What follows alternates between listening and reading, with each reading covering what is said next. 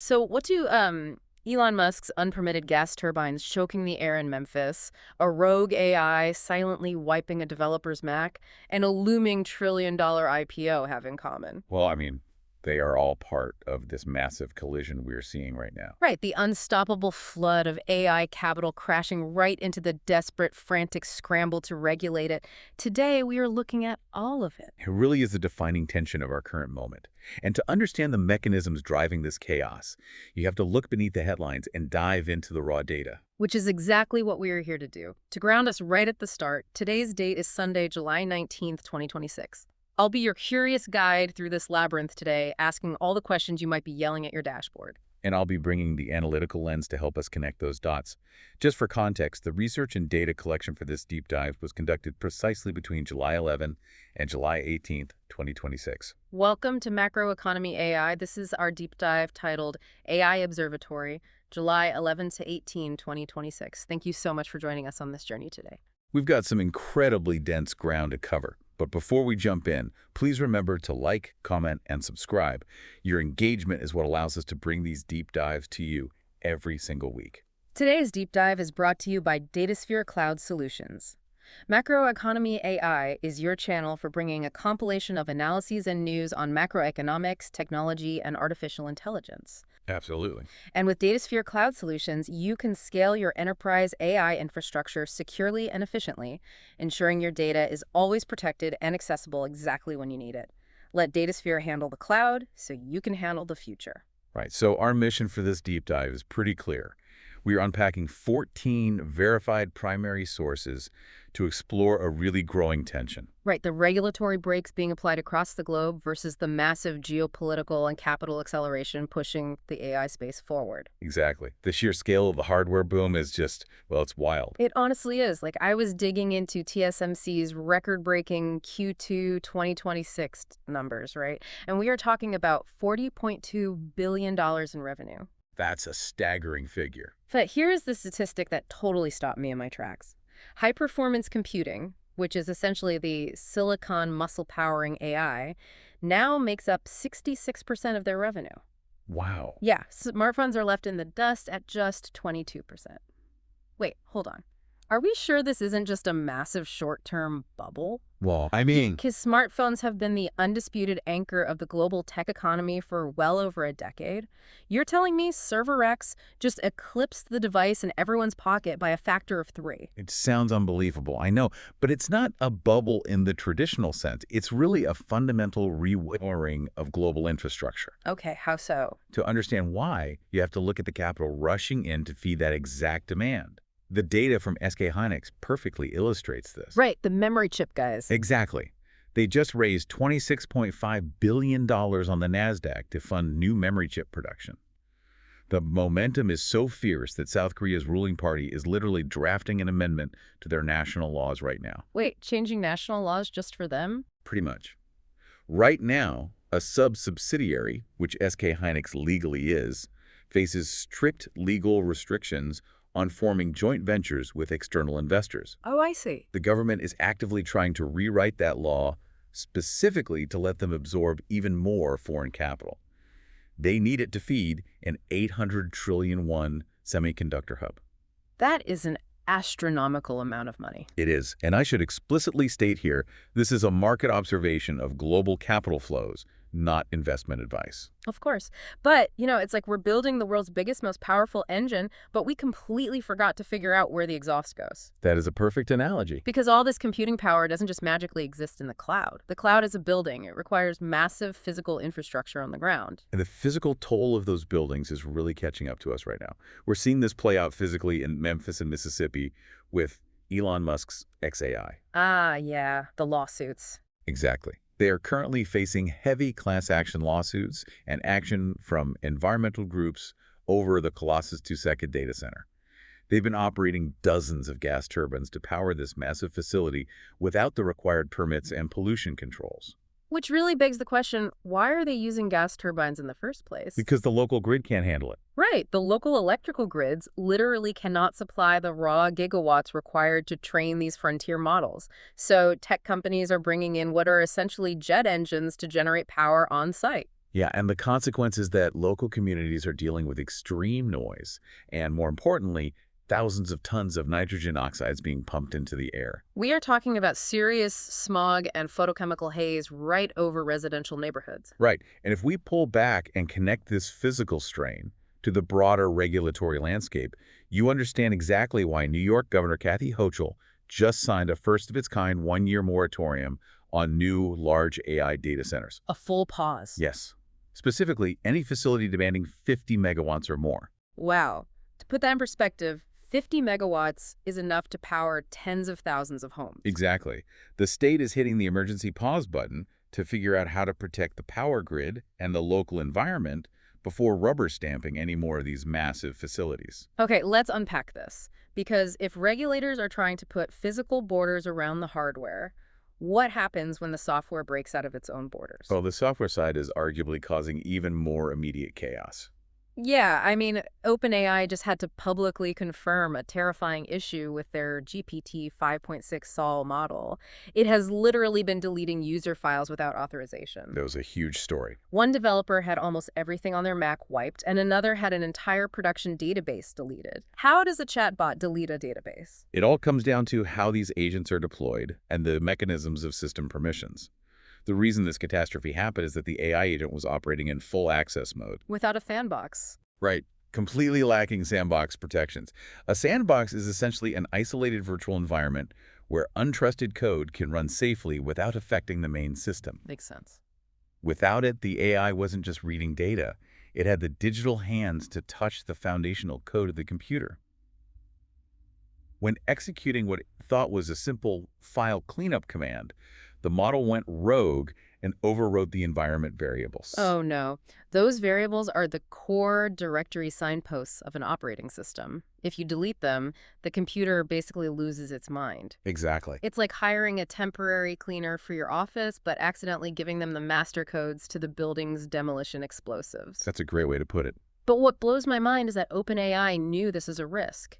Their own system card, which was published before the launch, explicitly warned about this. Yes, it did. It stated the model showed a tendency to act beyond user instructions during internal misalignment simulations. If the builders know the models are misaligned and still ship them, how do we fix that? Well, that exact vulnerability leads right into a major proposal from this week by Google DeepMind CEO Demis Hassabis. Oh, the funnery thing. Exactly.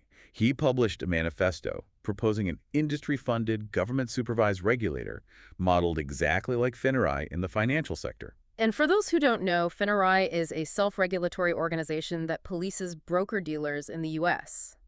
Hassabis wants a similar body for AI. Right. Under his proposal, frontier models, which are those massive cutting-edge systems pushing the absolute boundaries of current capabilities, would have to be submitted to this independent body for rigorous testing 30 days before launch. It's a structured attempt to institutionalize safety checks, so we don't have autonomous agents casually deleting production databases in the wild. But I have to push back here. Oh, why is that? Because standardizing a safety check for an AI isn't like checking financial ledgers for fraud or checking software for bad code. There's a new study out from Anthropic that completely scrambles how we even define safe or aligned behavior. Oh, yes. It really does. That was a brilliant, highly complex piece of research. Anthropic analyzed nearly 310,000 anonymized Claude conversations across their Opus and Sonnet models in 20 different languages. And they weren't looking at the code itself. Right. They were looking at how the AI's values and personality shift depending on the language being spoken, and the variations were massive. That's fascinating. Claude tends to express much more warmth and agreeableness when interacting in Arabic and Hindi, but becomes noticeably more rigorous, analytical, and emotionally detached in English and Russian. Wow. It's like we programmed a universal translator, but forgot that language isn't just a dictionary replacement, it carries heavy cultural baggage. Absolutely. When the AI speaks Hindi, it's pulling from a massive training data set filled with completely different cultural norms of warmth and politeness than when it speaks Russian. Which creates a huge problem for regulators. Exactly. If you're building a fan array-style regulator, how do you regulate the values of an AI when its entire personality dynamically shifts just by changing the language of the prompt? You've hit the nail on the head. You cannot mandate a universal standard of behavior when the model adapts dynamically to linguistic and cultural nuances. It's impossible. And this creates a massive blind spot. Because while regulators in New York and California are debating philosophy and trying to build sandboxes, the global geopolitical chessboard refuses to slow down. No kidding. The rest of the world isn't waiting for us to figure out the ethics of a Hindi-speaking chatbot.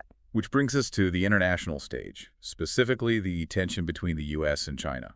Yeah, just this week, a U.S. Commerce Department official confirmed to Congress that a trivial amount of highly restricted NVIDIA H200 chips made it to China and Hong Kong under approved government licenses. And looking at this strictly impartially from the reports, the political fallout was immediate across the board. So absolutely. You have Democrats accusing the administration of loosening national security safeguards, while Republicans are raising alarms about structural loopholes that might allow Chinese subsidiaries operating abroad to legally retain these advanced chips. It's a mess.